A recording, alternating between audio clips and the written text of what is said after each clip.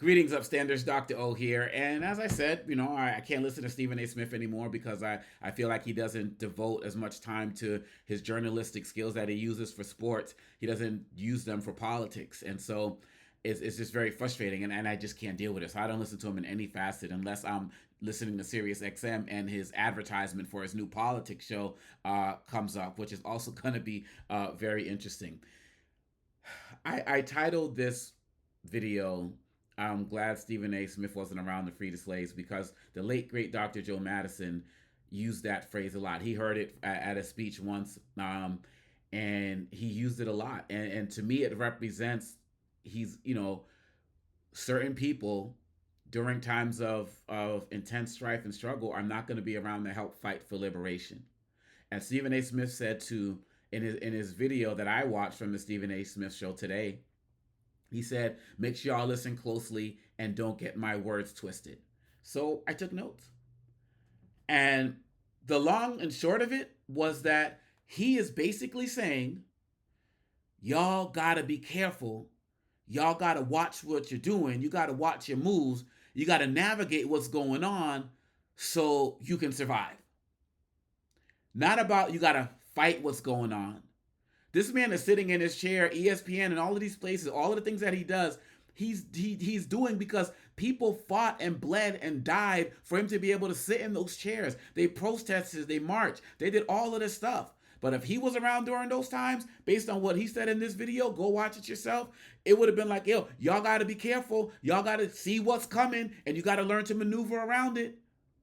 And he's saying that's what Jimmy Kimmel should have done. Now, to be clear with Jimmy Kimmel, last week when the shooting happened, Jimmy Kimmel condemned it 100%, said don't celebrate it, all of that. You didn't talk about that, did you?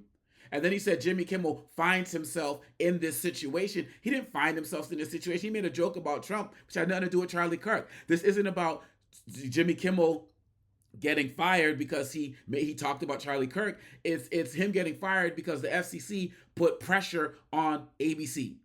That's a whole different story.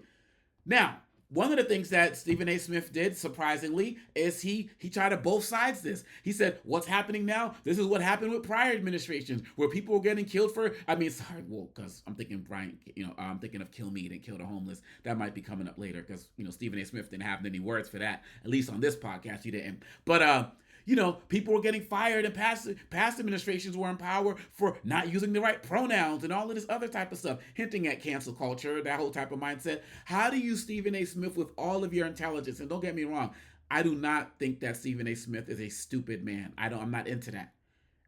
How do you, with all the intelligence that you have and what you're doing, you can't be mindful enough to realize that what's happening now is not the same thing as what happened with like Me Too and Black Lives Matter? I'm actually writing about this in my book right now on trigger words. The Me Too movement and Black Lives Matter and all of that stuff that you called cancel culture and other people call cancel culture, that happened through individuals and some organizations. Such and such is saying something racist, we think they should be fired. And people have the right to do this. This is the actual government.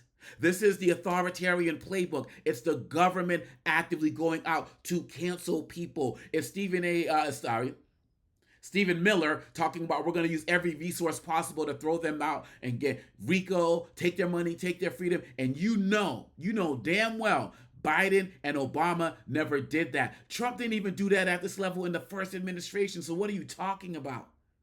You can't both sides this. You can't whataboutism this. It is not true. So be honest about that. Man, what other notes I got? I wrote this down. Do you think that when you're, he said, Kimmel made a joke about the president. Do you think when you're Fox, or ABC or NBC, whoever, that you can mock the commissioner? No, you cannot. The hell? Kimmel didn't mock the commissioner. He didn't mock Brendan, Carr, which he still has the right to do. He didn't mock anybody at ABC. He didn't even mock Charlie Kirk. He mocked the president. And in this country, you have the right to be able to do that, or at least you used to. People were trying to stop that. And if you knew anything about dictatorship, Stephen A. Smith, you would know that one of the first groups they come from, whether we're talking about Russia, Orban, so on and so forth, are the comedians. Putin had a puppet show taken off for viewership because he didn't like the way he was portrayed in as a puppet. Maybe you do know this, Stephen A. Smith. but it don't sound like it. It don't sound like it. So to be like, you can't critique the president. You're basically saying that when you critique your boss, people can do whatever, they can fire you. That's absolutely true. There's no question. I work for American University. I teach there. I come out of line. Yes, they have the right to fire me. You step out of line to ESPN or so on and so forth, they got the right to fire you. That's private entities doing their thing. This is not that. This is what the president is doing. But you're saying, as you said multiple times, you got to read the tea leaves. What would you have said to Matt Turner? So anyway, so Jimmy Kimmel should have, so I'm like, should he just have caved? Right? What else do I got here? You said you do television and radio for a living, but you need to do more reading for a living, especially if you're going to hop into this politics space. Because once again, you don't know what you're talking about, or you don't have enough history to know what you're talking about. But, like you said in the end of this video, you don't give a damn. We get that. But damn, can you give a read? Like a listen? Something? Anything? Like, what else? What I got here? You do television radio for a living. He says, can't you see to read the tea leaves that late night television is declining, blah, blah, blah. Freaking everything on network television is declining.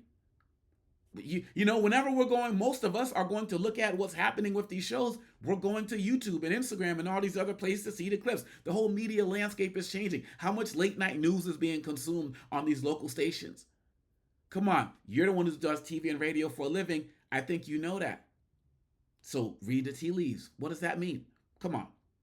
What else I got in here? So he said you got to be more careful. Then you bring up Ray Rice and Adrian Peterson, all of these guys who did things that really should have had them kicked out of the league. But again, this is their bosses making their decisions. We can't have any beef with that. In terms of private companies can do what they want. We can choose not to watch or not support if we don't like, but that's fine.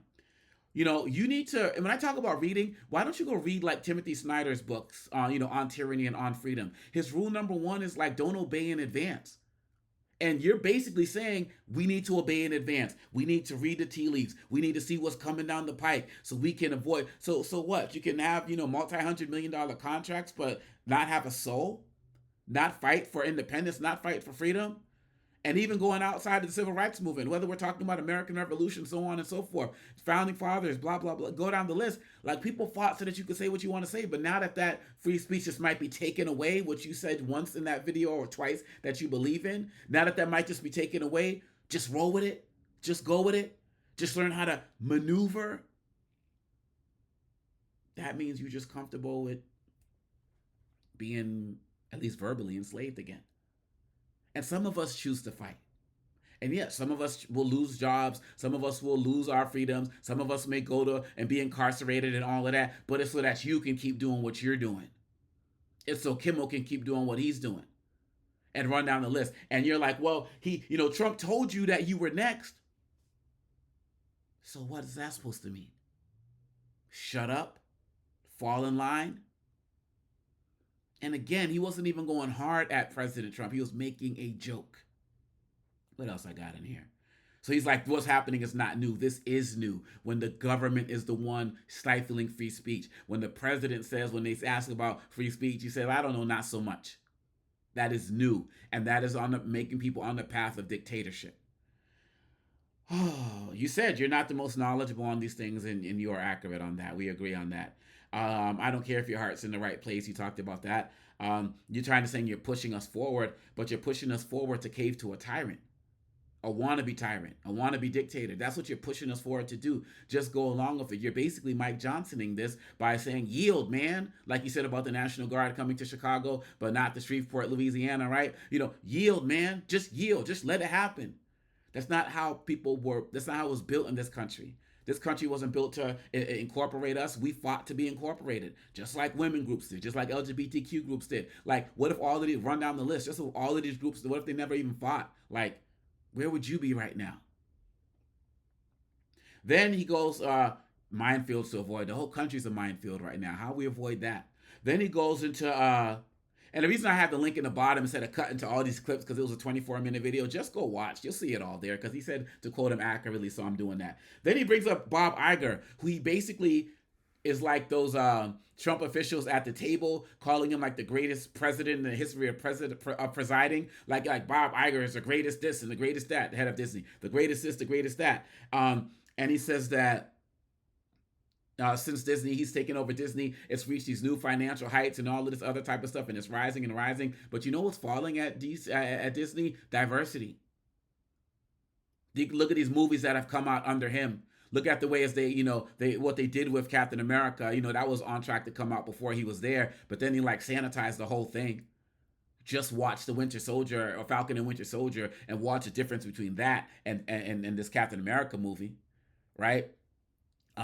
Like just see, nothing racial mentioned, none of that. Look at the Thunderbolts movie, no black people of any substance in there of any way, shape, or form. You look at the Fantastic Four movie, which I did not watch, but I verified by talking to other people. One black male, Wendell Pierce, who had some, I believe, correct me if I'm wrong in the chat, who had some lines, and a black secretary or receptionist of some sort. No real leaders, no real, superheroes in there. That's all under Disney, and more of that's to come. And more of that's to come. This is why I canceled my subscription, even though I'm a comic book head and love all of this. I'm almost done, y'all. Just accordingly, yep, I said that. He's talking about these are assaults on what quote unquote appears to be our First Amendment right. But he's like, you may have those rights. And he says, but he's coming. So what does that do? We just quivel, we just snivel, just like run into the corner and just say, yes, sir. Like we saw in Jon Stewart's sketch, the mocking of basically what you're just saying is what we should be doing. And then he's like, all these other countries have adjusted. China ain't adjusted. They still doing their thing. Putin ain't adjusted, still doing this thing. And countries like Mexico and Canada, they're basically saying to Trump that, we'll agree to do things that they already agreed to under Biden. So you're like saying the whole world needs to just adjust to this man. No. You fight oppression. You fight dictatorships. Should in D.C. people just yield and take what's happening there? I think we have an answer to that as it relates to you. He said in around a 22nd minute, I'm scared of this, but I have to march forward. He said, I'm scared of this, but I have to march forward. But you're marching backwards, bro. You're going backwards. You're taking us to a time where people didn't have rights, where people had to just yield to the racist, oppressive Jim Crow structure of America. You would have been saying the same thing if you were there in the 60s. No, Dr. King, don't march there. No, don't say that. No, Rosa Parks, don't do that. Be careful. It's disgusting. You got to know the game that you're playing. You got to know the game that you're playing. This is the problem, Stephen A. Smith. This ain't a damn game. This ain't a game. This is our lives. When you look at the mass deportations, when you look at the ICE raids, when you look at families making notes and passing them out to their neighbors about what they should do if they, take their kids to school and their kids come home to school and their parents are gone. This ain't a game. This ain't a game. When you look at what's happening with D.C. now saying, try 14-year-olds as adults, they're ushering new crime bills. When you look at what's happening with farmers, losing their land, then these guys voted for Trump. They knew the game, did they? Now let's look at what happened to them as the economy falls into shambles. Like I could run down the list of what's happening with women and they're losing their right to choose or not being able to study Black history in schools or Jewish history or Islamic history or Native American history or Latino history or Asian history and not be able to study that in schools or even the white voices that might be LGBTQ or whatever, take them out. The way that history is being pulled out of the National Museum of African American History. We're just supposed to sit and take that, Stephen A. Smith? These are the types of first takes you're going to be taking on your politics show? What is it on, POTUS or whatever it is? Y'all cool with that? Whatever station it's on, again, correct me. I'm fine with that. This is disgusting. It's a good reminder of why I don't listen to him, but his voice, as his stature is growing, he's becoming ever more dangerous in his rhetoric. And this is what I've said from day one. I want Stephen A. to apply the same journalistic standards he uses for journalism for sports to politics, but he can't do that. He can't do that. And he's basically saying everybody needs to cave and bend the knee to Trump and Brendan Carr and Iger and all of these people. And he could not be more wrong. It's really sad. It's really sad because this is going to be doing more of this every single day. And yeah, I know he said he doesn't give a damn, but I'm hoping that y'all who are watching and listening do. And even if you choose not to call him out for what he said, you at least choose not to listen. You at least choose not to obey in advance. And that's why I'm happy that Stephen A. Smith was not around to free the slaves, because our enslaved ancestors in this country and anywhere else in the world deserve better than that. Hey, Stephen A., I'd love to holler at you and talk about it and have this discussion if you're here for it. I remember what you said about me last time, after I shared some things about you and Roland Martin Unfiltered. But, I issued a challenge for a conversation then, and I do that again. So if you're here for it, I'm here for it. What do the rest of y'all think? Let me know. Take care, y'all. Please don't obey in advance. Peace.